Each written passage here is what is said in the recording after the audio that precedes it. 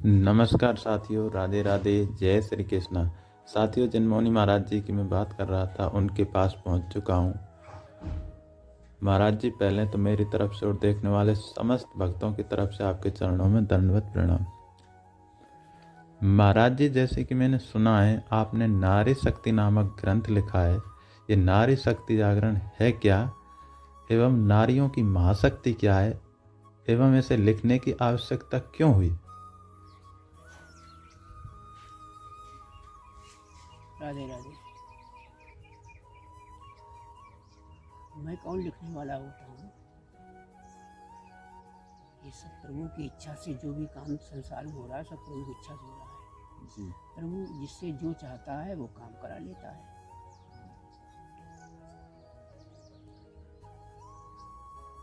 मनुष्य के लिए प्रभु ने बुद्धि दी है और उसके लिए वेदों में ज्ञान भी दिया है कि कैसे कर्म से करना चाहिए। लेकिन प्रभु की माया भी प्रबल है, जिसमें सत रज तम 3 गुण होते हैं। अब उसने मनुष्य ने यदि अपनी बुद्धि से निर्णय लेकर कोई काम किया तो वो अपने हिसाब से करता है। लेकिन कभी कभी अपनी बुद्धि का वो उपयोग नहीं करता है तो फिर वो गुण जो हैं उस पर हावी हो जाते हैं, उसकी बुद्धि पे, और उसी गुणों के हिसाब से वो काम करने लगता है।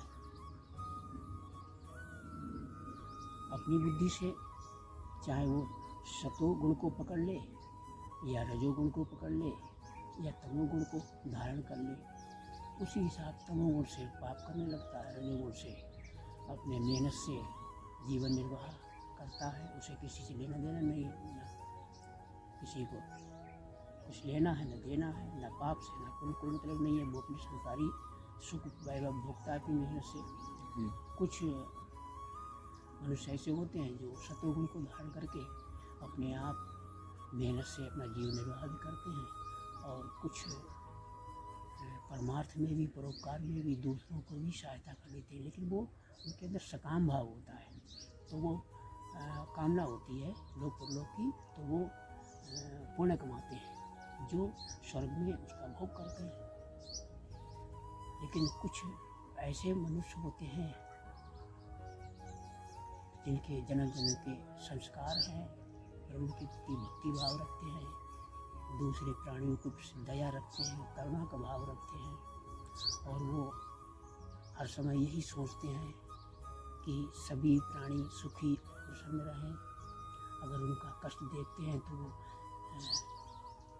तुरंत उसमें उनके कष्ट दूर करने के लिए चिंता करने लगते हैं। तो ऐसे भगवान अपने प्रिय भक्तों को, जो अपने अंदर कोई कामना नहीं रखते हैं लेकिन एक प्रभु की प्रसन्नता के लिए सभी प्राणियों के लिए कल्याण का भाव अपने हृदय में रखते हैं और जगत कल्याण के लिए भजन करते हैं, भक्ति करते हैं। तो प्रभु ऐसे ही अपने प्रेमी भक्तों को अपनी प्रेरणा देकर उन्हें श्रेय देने के लिए, उन्हें सुपात्र समझकर उनके हृदय में अपने ऐसे सद्भाव भर देते हैं जिससे वो अपने करुणा और दया को अन्य प्राणियों के प्रति व्यक्त कर सके और उनके माध्यम से धर्म का प्रचार हो सके, समाज में प्रेम भक्ति का प्रचार हो सके।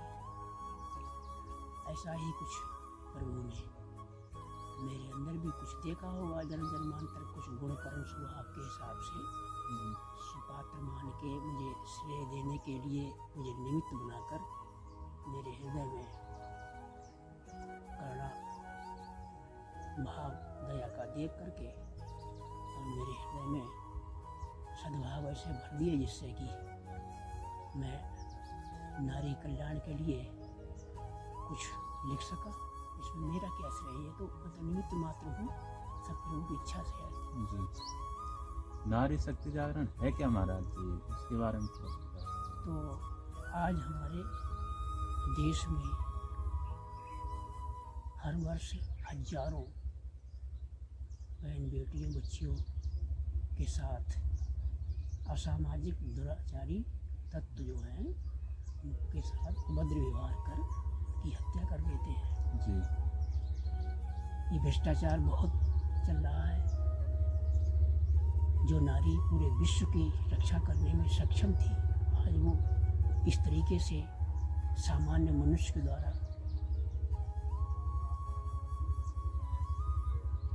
अपमान पा रही है और मौत के मुंह में चली जाती है। इसलिए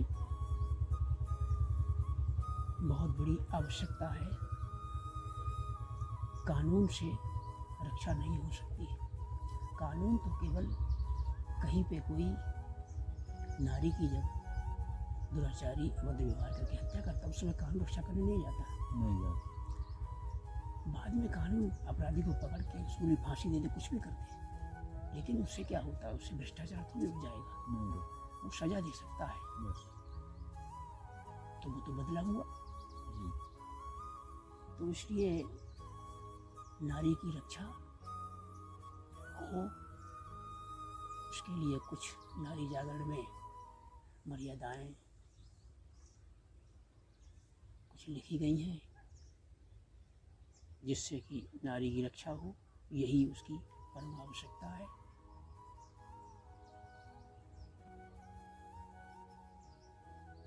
नारी जागरण का मतलब ये है कि नारी आज समाज में माता पिता गुरु के माध्यम से बच्चियों को शुरू से ही बचपन से ही कोई संस्कार नहीं मिल पाते, सच्ची शिक्षा नहीं मिल पाती, शिक्षा का उद्देश्य नहीं समझ पाती, अपने धर्म लोक धर्म को नहीं समझ पाती, जिससे वो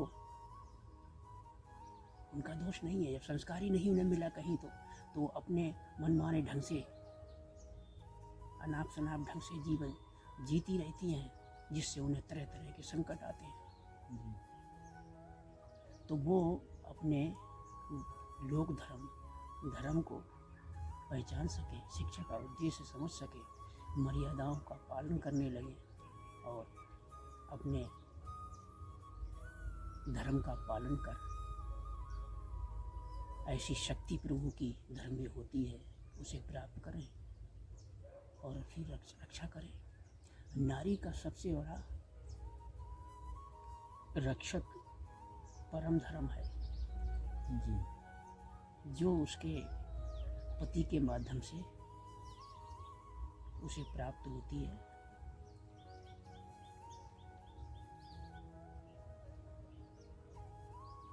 अपने पति में प्रभु की ही शक्ति निहित मान करके प्रभु ने उसके लिए आदेश दिया कि तेरे पति के रूप में मैं ही हूँ।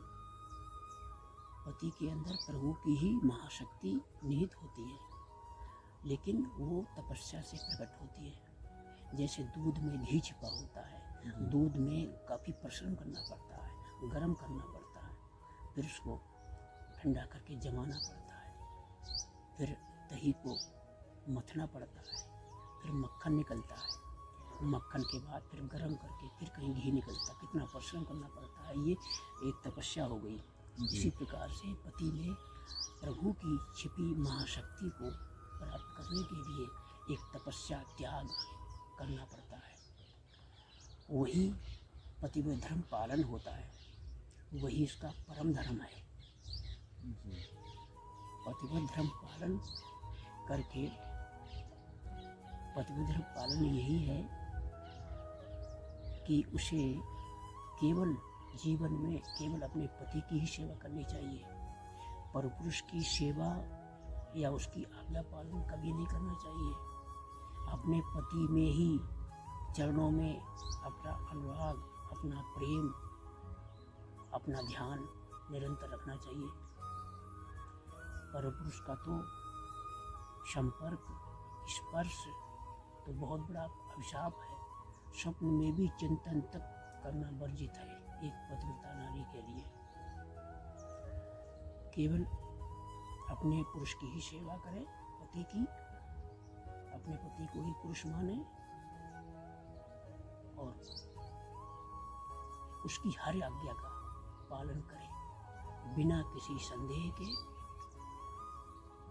ये नहीं होना चाहिए कि क्या सही है आज्ञा क्या गलत है, इसका निर्णय किए बिना केवल आज्ञा पालन करना